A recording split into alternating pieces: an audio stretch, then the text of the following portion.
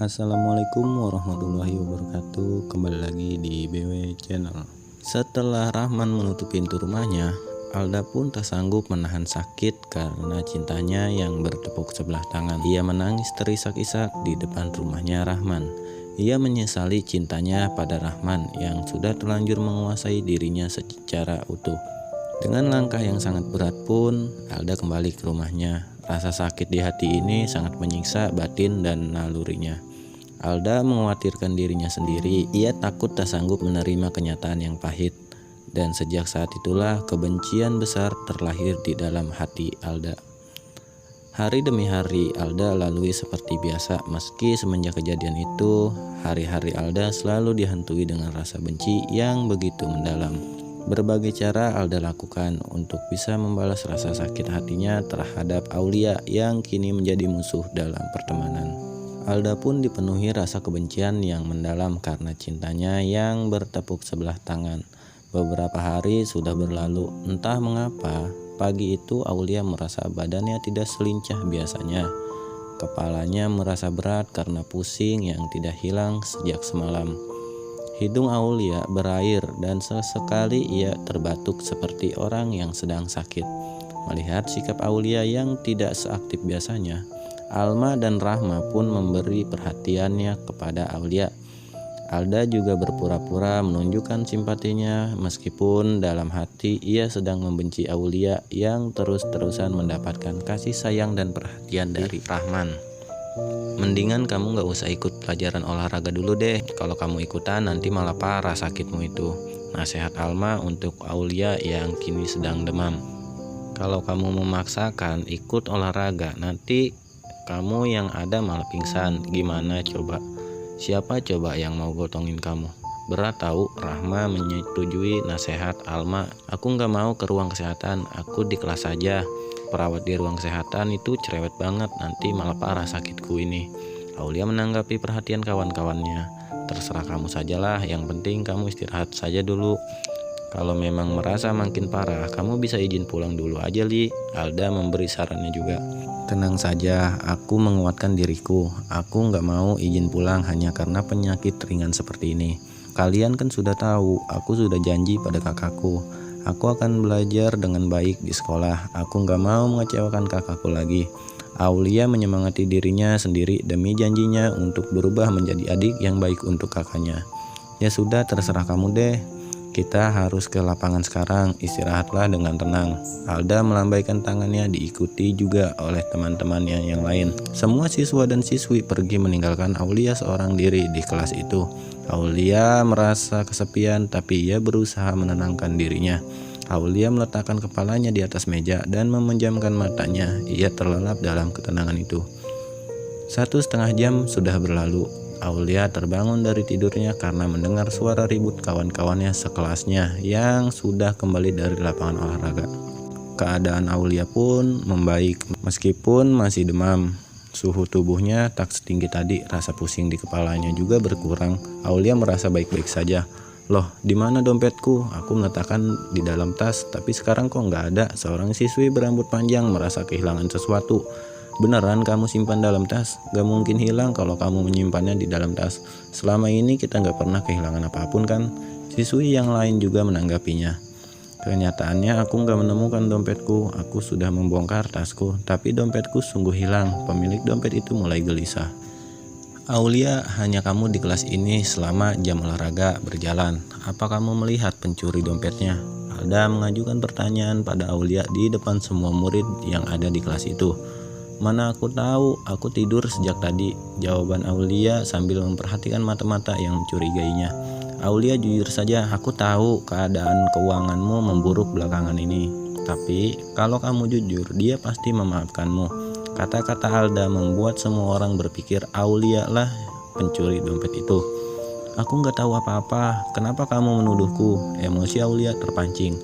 Ia mulai kesal, di kelas ini hanya ada kamu. Logikanya seperti ini, di kelas ini hanya ada kamu. Semua pasti menuduhmu. Aku hanya ingin menolongmu agar mereka mengerti keadaanmu. Kalau kamu jujur, mereka pasti memaafkanmu. Mereka pasti mengerti keadaanmu.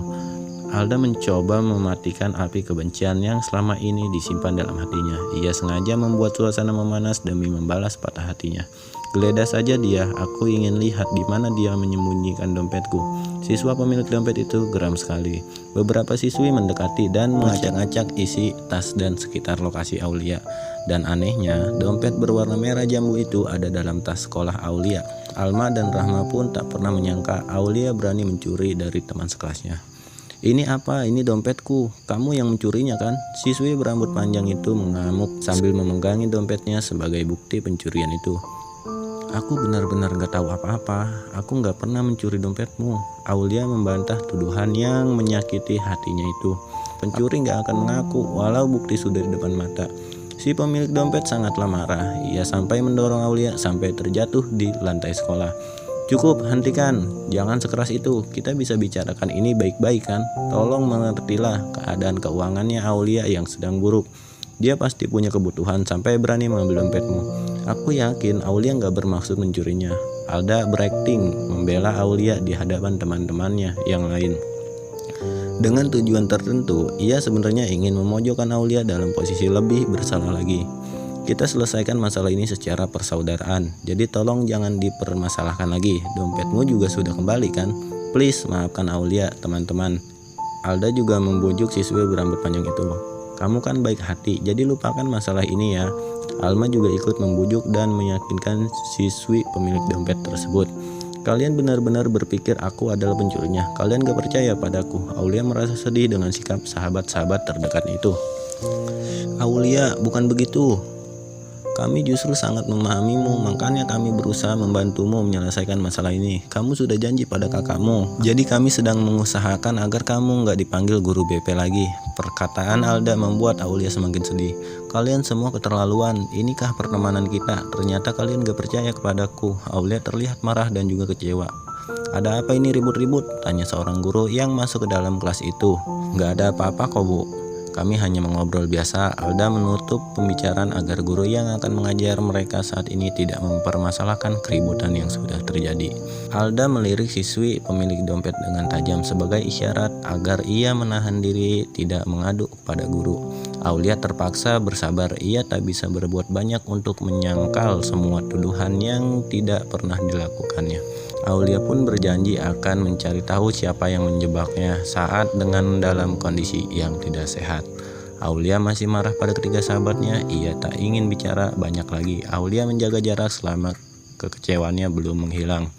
Ia masih sangat kesal dengan perilaku teman-temannya, terutama Alda. Setelah bel terakhir sekolah itu berbunyi, semua siswa dan siswi berhamburan keluar. Aulia juga mengambil sikap yang sama. Ia berlalu tanpa peduli lagi pada Rahma, Alma, dan Alda. Salah satu dari ketiga sahabatnya itu memanggil Aulia. Tunggu Li, kamu sengaja mendiamkan kami ya? Alma menarik tangan Aulia untuk menahannya. Apa kita seharusnya mengobrol seperti teman akrab?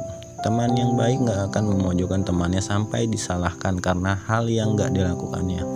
Aulia, kenapa kamu semarah ini kepada kita? Justru karena kita temanmu, makanya kita gak ingin kamu terlibat dalam masalah. Asalkan kamu mau minta maaf padanya, semua bisa diselesaikan. Dia pasti melupakan kejadian ini, karena dompetnya sudah dikembalikan juga kan. Alda lagi-lagi berpura-pura membela Aulia.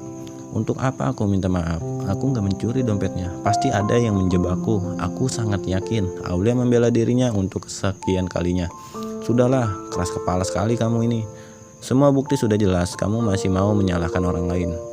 Apa? Siapa yang ingin menjebakmu? Kamu gak berpikir kan bahwa kami yang menjebakmu? Emosi Alma naik. Pembicaraan ini sudah menjadi perdebatan yang tidak baik. Aku gak akan menyalahkan kalian karena kalian sudah terlanjur berpikir akulah yang salah. Aulia berlalu dari hadapan ketiga sahabatnya. Aulia ingin meninggalkan sekolah itu dengan pahit-pahit. Jauh dalam hatinya, Aulia merasa ada sesuatu yang tidak benar yang ingin memecahkan pertemanannya ini. Aulia akan mencari tahu siapa yang menjebaknya dalam masalah yang merusak nama baiknya.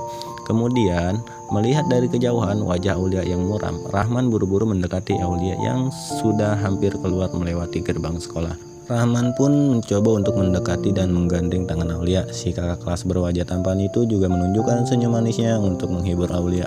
Kenapa wajahmu begitu lesu? Apa yang terjadi? Sesuatu yang membuatmu kesal? Tanya Rahman sambil mengayun pelan gandengannya. Itu bukan urusanmu, jawab Aulia ketus sembari melepaskan gandengan Rahman. Aku nggak tahu masalahmu, jadi jangan marah lagi ya. Rahman memutar tubuh Aulia agar berdiri berhadapan dengannya. Kalau kamu marah, kamu kelihatan menggemaskan loh, sambung Rahman. Ia menunjukkan senyumannya lagi, senyuman yang membuat banyak siswi tergila-gila padanya. Aku sedang kesal, aku mau pulang sekarang. Aulia memalingkan tubuhnya lagi dan ingin cepat-cepat pergi, namun Rahman menghalanginya. Aku akan mengantarmu pulang, bagaimana? Enggak usah. Aku masih bisa pulang sendiri. Ayolah, jangan menolak seperti itu. Aku ingin boncengin kamu naik motorku. Aku hanya butuh sedikit waktu untuk tiba di rumahku. Kakiku juga masih kuat untuk berlari seperti biasa. Please jangan menolak. Beri aku kesempatan mengantarmu pulang. Ya, sekarang mengantarmu sebagai teman, tapi lain kali aku ingin mengantarmu sebagai pacar. Baiklah, aku mau diantarkan sebagai teman. Akhirnya Aulia menyetujui naik motor bersama Rahman. Rahman segera mengambil motornya di halaman parkiran sekolah. Bahkan ia membantu Aulia menggunakan helm dengan segenap perhatiannya. Mereka pun pergi dengan berboncengan. Senyum semeringah Rahman menunjukkan betapa ia senang mendapat kesempatan untuk bisa berdua dengan Aulia. Keduanya tak menyadari keberadaan Alda yang mengamati dengan rasa cemburu yang kian besar. Hati Alda diselimuti kebencian yang semakin hitam. Bagaimanapun cerita kelanjutannya mungkin akan kita lanjut di episode-episode selanjutnya. Terima kasih. Assalamualaikum warahmatullahi wabarakatuh.